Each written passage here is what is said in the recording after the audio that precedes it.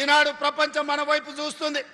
చరిత్రలో జూన్ 10, 2026 తారీఖు చరిత్రలో సువర్ణ అక్షరాలతో లిఖించబోతున్నాం.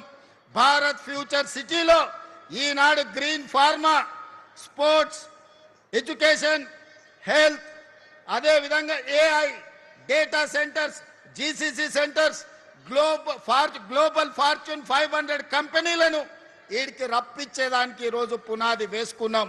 పోయిన డిసెంబర్లో గ్లోబల్ సమ్మిట్ ఇక్కడనే ఏర్పాటు చేసినాం. ప్రపంచ దేశాలన్నిటినీ ఇక్కడికి రప్పించగలిగినాం.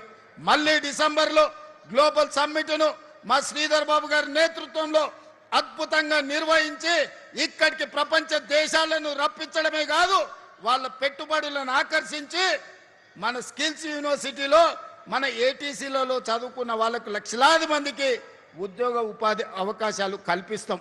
అందుకే మిత్రులారా, ఈనాడు